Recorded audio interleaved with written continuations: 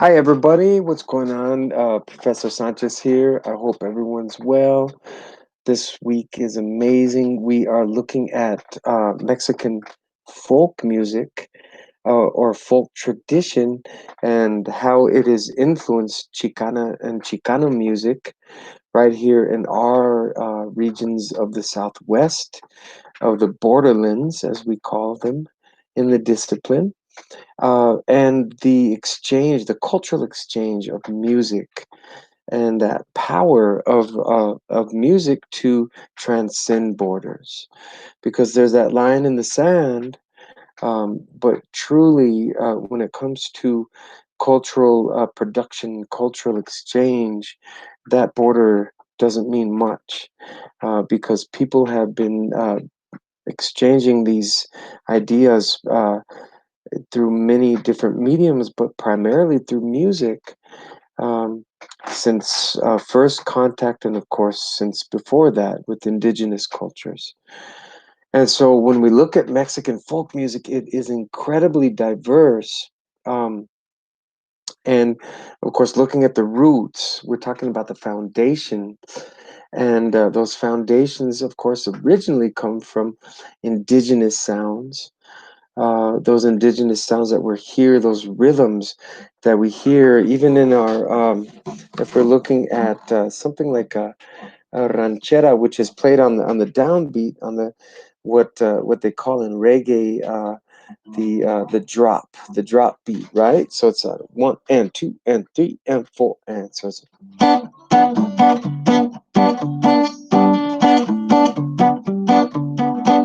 one and two and three and four, right? And those bump, bump, bump, bump, bump. So those rhythms have been there since ancient times. Now, of course, in looking at this, we talk about the different styles, which are everything from trios to corridos, and or to what we call rancheros or rancheritas here in New Mexico, as we call them, and rancheras is what I'm gonna focus on for this little brief lecture and performance. And the reason I want to focus on rancheras is because, especially in this part of the Southwest, in this part of the diaspora, rancheras have been extremely important. They are what you could call the country music of Mexico. Las rancheras, of course, come from the rancho, from the ranch, right? From the country setting, from the raising of cattle, from the herding of cattle, from the herding of sheep, from the pastoral life, and the vaquero life, the cowboy life, right? So that's what the rancheras are, and so in those terms, they're kind of singing from that same place that you hear in country music, both old country music and modern, to a certain extent.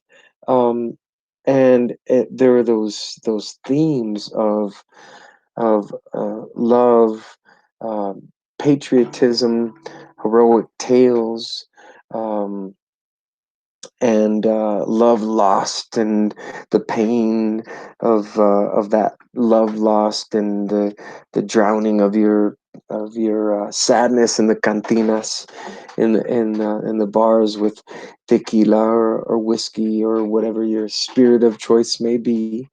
Um, and of course, all of that is weaved into these thematics in these songs, but also what's powerful and amazing about this uh, expression of corridos is that within them, uh, kind of translated into rancheras, is the spirit, of course, of politics, of rebellion, of social critique and social statements.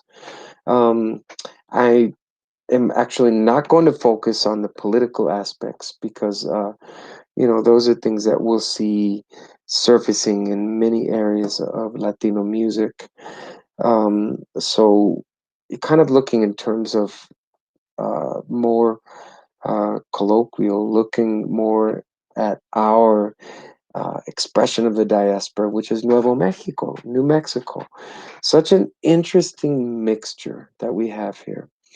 Um, and so, if we're looking at those ranchera songs that I was talking about, they draw from many different traditions. Um, and I'm not sure if all of you have heard of kind of the person that we call the godfather of New Mexican music, and that is Al Hurricane, right? His name was Alberto Sanchez. I like to call him a primo, right? Um, but I don't know if he was really a primo, but nevertheless, he was a New Mexican musician who took what the essence was to be a New Mexican, uh, and all that that entailed in terms of the mixture of cultures, because you know he was drawing from a tradition on the Mexicano side, which was more of the what would be termed the norteño tradition, which was a mixture of the rancheras and the corridos, but it was centered primarily in Chihuahua, and in even more specifically in Zacatecas. So Zacatecas has an incredible link to the people of New Mexico. Even back in times when the first La Jornada is what it was called, when the first real not an expedition, but an actual intentional journey to begin to bring settlers at that time that were, everyone from peninsulares to criollos, which were the people who consider themselves of Spanish descent but born in the Americas, and peninsulares, who classify themselves as Spaniards, but primarily mestizo people, which were the mixture of the Spanish and indigenous blood. And so, back with that jornada, way back in about 1575, I believe, was some of the first voyages or the first passages upward from Centro Mexico. A good portion of the people were from the region of Zacatecas. Another example of our link to Zacatecas, Mexico, is right, there was a song called La Entrega de los Novios. In the ancient kind of antiquated New Mexican Spanish, they call it Entrega de los Novios. So that the typical song that was played when the bride was presented to the families, and and the and then of course paraded through the town square to the church, which is what how the old tradition was held. Um, that song that was played, which is primarily guitarra and some singing and maybe violins at that time, was supplanted by what's called La Marcha de Zacatecas. So we call it simply La Marcha in New Mexico now, but it's actually ascendant from Zacatecas a little after the Mexican Revolution, which was approximately 1910 to 1920. And so that's another link to Zacatecas. And then I'm going to bring you forward to another link to Zacatecas, which is actually underneath the state of Chihuahua. So it's a little further down towards El DF or Mexico City, but it's still considered part of the northern provinces of Mexico, which, of course, in trade and in cultural tradition and exchange, really has an incredible bearing on the culture of the Hispanic culture or mestizo culture of New Mexico. So the third thing I'm going to mention is uh, when Al Hurricane coming up way back in the 50s and actually late 40s was taking this sound that he heard and fell in love with in Mexico and mixing it with the styles as being a New Mexican and an American and a Latino American or Hispanic American or Mexicano Americano or Chicano Americano. It's classified, as we know, in many different ways. But he fell in love with those styles that he was hearing. So there was this particular song called Flor de las Flores, which really was originated. There was a man named Manuel, and his last name was Sanchez as well, Manuel Sanchez Mota, and he was part of the tradition, kind of the classical tradition of the old Vicente Fernandez, and even prior to him, Pedro Infante. He was in movies. He wrote this song called Flor de las Flores, and this was way back in the 20s. So this song was kind of a just an important folk song to people of Mexico, and it was singing about the flower of all flowers, and it's a bolero, so it's a love song.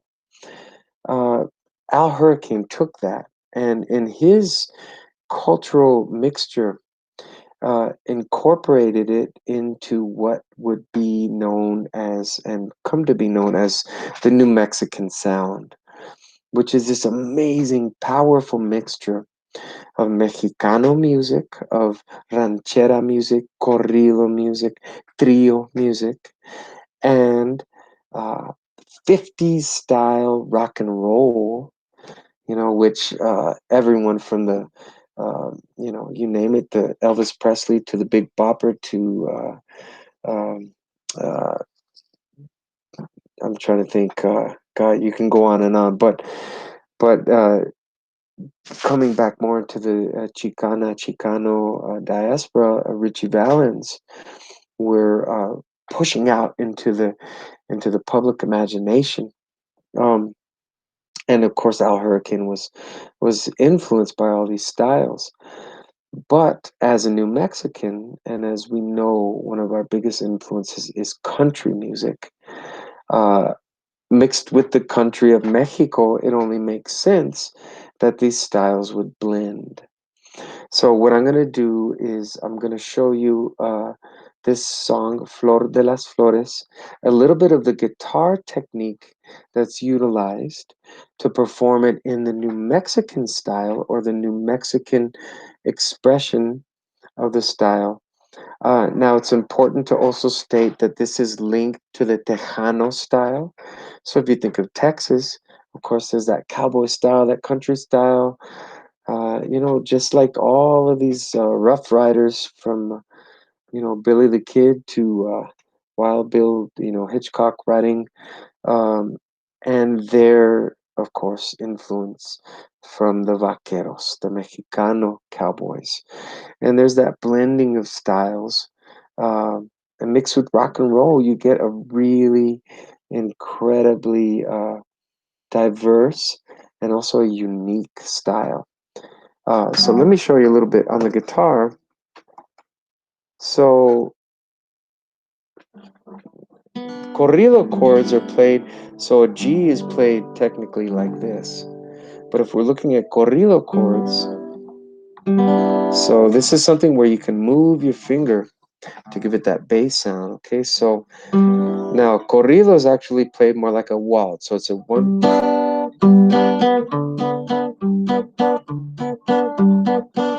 So we're looking some of the old carabinas 30-30. So 1, 2, 3, 2, 2, 2. Okay, rancheras are generally played on the one drop, like I was saying. So a one drop that's played even in reggae, So it's kind of influenced also by the Africano Mexicano style. So for like a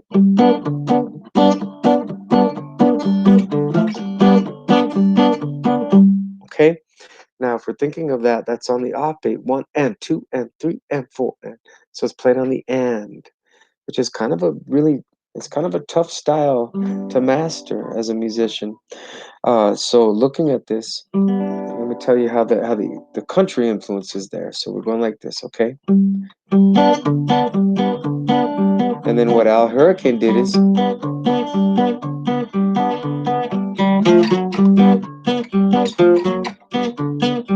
so in country we do a lot of, okay? That's directly from country, but also rock and roll because of the pace that he's playing it.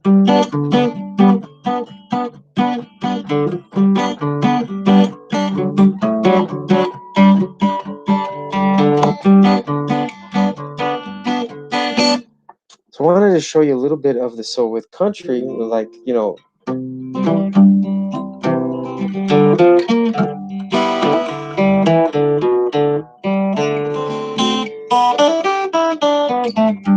and that's what Al Hurricane did a lot with his soloing. So he'd be like,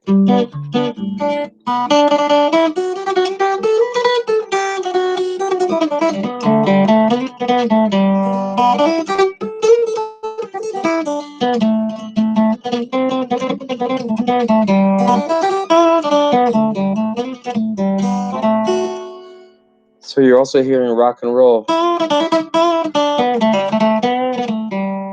You're hearing that blues, or you're hearing that Africano in there as well. So it's all mixed in. That's what makes it exciting and fun. So this is his song.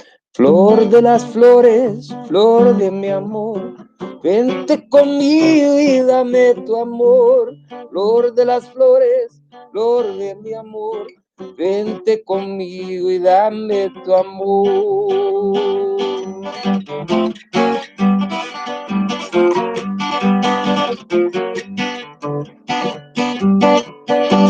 Si te preguntan si te amo yo, pronto contesta y diles que no. Si te preguntan si te amo yo, pronto contesta y diles que no. Ruega si bien de mi vida, tráigame el amor de mis amores. And then he do these cool pauses. Y ven, flor de las flores, ven, paseme feliz. So I just wanted to demonstrate a little bit about these mixtures that we're talking about. Um, Sometimes it's hard to decipher because you know the stylistically you're going to hear a lot of the influences of the norteño and maybe the tejano, the Texan style, and even the Southern Californian style, which is also a mixture of the Okies that were migrating during the Dust Bowl, mixing with Mexicano styles. So it's an interesting uh, mixture, and it takes some time to really listen and hear the the different influences and be able to be able to pick them out. Take some time, but I what I wanted to convey is that what's powerful, especially in reflecting about the New Mexican sound, and I'm going to say, and I'm going to implore and ask that all of you take some time to listen to 89.1 here in Albuquerque, and there's a specific sound that you're going to hear, and it may not be your favorite sound. It may not be. I mean, in many ways, we're a small scene, and you know, some of the singing is out of tune. Some of the it's very grassroots, and it's recorded in local studios. It doesn't sound like the top-notch, fancy studios in the world, but that's sort of what's so authentic and amazing about it. And if you listen to that New Mexican music, you're going to hear those influences, and you're going to really start to understand where those sounds come from at the weddings and the matanzas and the different cultural experiences of the Chicana people in New Mexico. Um, so give it a listen. Research a little bit about Al Hurricane Jr., Tiny Maury, their nieces, the women from Sparks, um, and just all this incredible New Mexico tradition, and it's specifically New Mexican.